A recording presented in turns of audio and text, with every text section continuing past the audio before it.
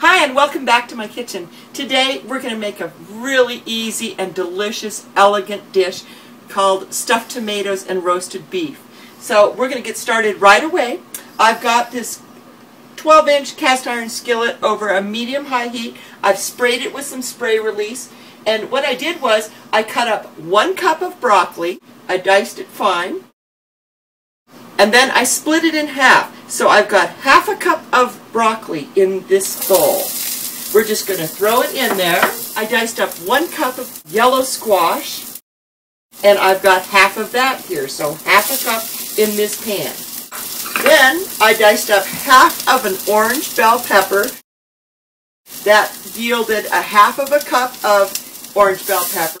I've got 1/4 cup in there. And then I diced up 1 poblano pepper.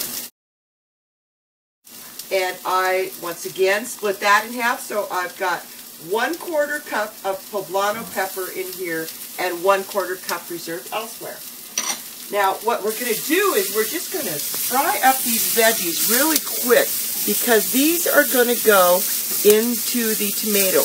We're going to mix it with our wonderful Philadelphia chive and onion, 1/3 less fat cream cheese today. I love keeping cream cheese around. To be honest, I'm making this dish out of what I have in my fridge. I didn't have that much. I didn't feel like going to the store tonight. I had some Philadelphia chive and onion, and I thought it would taste great with these great vegetables stuffed in these lovely tomatoes that I found. These have been going for about a minute. They're starting to steam off a little bit, and I'm just trying to soften them a little bit. Dish, as you'll see here too, I've got 2 tablespoons of butter melting. What I'm going to do is I rolled out 2 tablespoons of tortilla chips. I thought that would taste good and be kind of a crunchy thing. And then I've got 2 tablespoons of Parmesan cheese. So our butter's bubbling. We're going to go ahead and pull that off. And I'm going to go ahead and just mix it in with my Parmesan and my tortilla chips. I kind of like textures in things, and I thought this would be a great topping on top of the tomatoes. So we've mixed up the tortilla chips and Parmesan and butter, so that's ready to go. Now, our vegetables are getting pretty well. I like the way they're looking.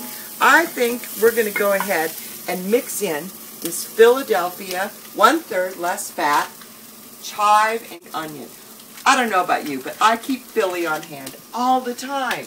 It's such a great thing because if you've got friends stopping over unexpectedly or you need a fast dinner, Philadelphia solves your problems. I'm just going to go ahead and add in that entire 1/8 ounce of Philadelphia. And what we're going to do is just let this heat up, and I'll just go ahead and blend this together. It's not quite like using the cooking cream. Oh, does that smell good. See, those vegetables will just steam up nicely in there, and then when we put these in the oven, the tomatoes will cook up really lovely. I'm looking forward to my gardens all popping this summer. I love tomatoes. I used to, as a teenager, grow tomatoes when I lived in Colorado Springs. So I would just sit out in the gardens when they were ripe, and I'd just sit and eat the tomatoes right there in between the corn and the tomatoes. Okay, so this is heated up. I let it heat about 2 minutes with those vegetables in it. It smells yummy. Okay, we're going to turn this off, and I'll meet you back over at the counter. Okay, in here I've got 1 pound of stir-fry meat that I just picked up at the grocery store. It was super cheap. Stir-fry meat is usually cut really thin, and it's made of top round, flank steak, top sirloin, tri-tip. That's the other one. Now, here are my reserved broccoli, squash, poblano, and orange bell pepper. Now, what I'm going to do is just put them in with the meat because we're going to roast these in the oven. I'm just going to drizzle about a tablespoon of olive oil over that, and then I'm just going to sprinkle salt and pepper to taste, however you like it. I'm guessing it's about half a teaspoon of pepper and just a little bit of salt. All I'm going to do is just take my hands, just like Julia Child used to do, and we're going to just mix this oil and these veggies and salt and pepper all together. And what we're going to do is just go ahead and throw these into a 9 by 9 glass baking dish. And you can see, look at how beautiful these colors are together. So when these vegetables and meat roast, they'll be the bed for our tomatoes. Okay, so I've got my 4 little tomato shells that I've already hollowed out, and I cut them just like this. So I've got my serrated grapefruit knife, and I'm just going to poke right down in there. Try not to go through the bottom, and I'm just going to curve this thing around so we make a nice tomato bowl here. And then I'm just going to cut right through the middle and all the way down so I can get that core broken up and quartered, just like that. Now, I'll just scoop it into the bowl with the rest of it. Isn't that beautiful how that works? We have a tomato bowl. Now, what we're going to do is we're just going to take a spoon and put the creamy mixture with vegetables right in the middle. Now, see, when this cooks and those tomato juices release and it all mixes with this beef mixture with the fresh vegetables, the roasted vegetables, this is going to have a really colorful and flavorful appeal. Your guests are going to love it. As Paula tells us, we eat with our eyes first. So we'll just stuff those right full there. Stuffing these tomatoes reminds me of a story. I one time was in a bad car accident, and my mother had already moved to Twin Falls, Idaho, where the home of the Jolly Green Giant processing plant is, and it was only located about 1.5 miles from our house. My mom one time, while I was recuperating, she knew I didn't have anything to do, so she had me cut up 50 pounds of tomatoes. I made tomato jam, I made a tomato juice, spaghetti sauce, you name it. So all I'm going to do is take these little tomato cups. See how beautiful they look? They've got all that nice green and creamy mixture in the middle. They're going to be just beautiful when we roast these off in the oven. Okay, so I'm just going to take my tortilla chips and Parmesan and butter mixture, and I'm just going to press it right into the top of there so it coats it and crisps it up. These are going to be just delicious with these flavor combinations.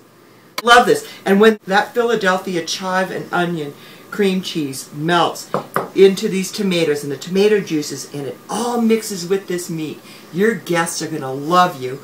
And it's colorful, it's beautiful, and it's way healthy because we used 1/3 less fat of Philadelphia chive and onion cream cheese. And don't you just love these new containers they've got?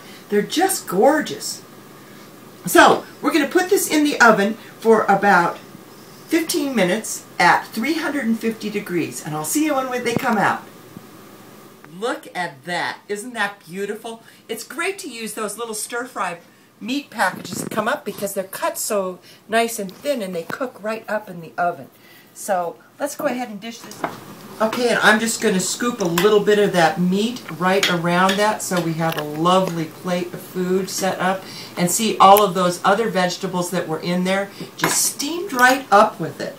Isn't this gorgeous? And you've got all these fresh vegetables, and you've got a really healthy meal with the help of Kraft Philadelphia 1/3 less fat chive and onion cream cheese.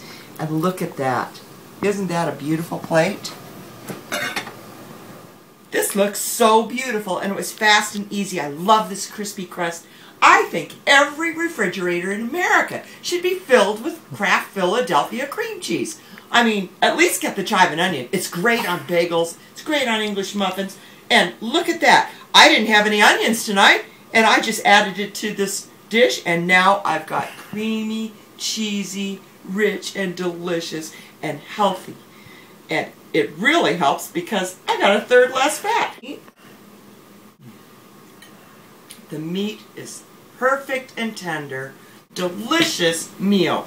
Thank you, Kraft Philadelphia 1/3 less fat chive and onion cream cheese. Until next time, remember to spread a little love to the hungry, and if you can't feed 100 people, please feed just one. Thanks, and I'll see you next time.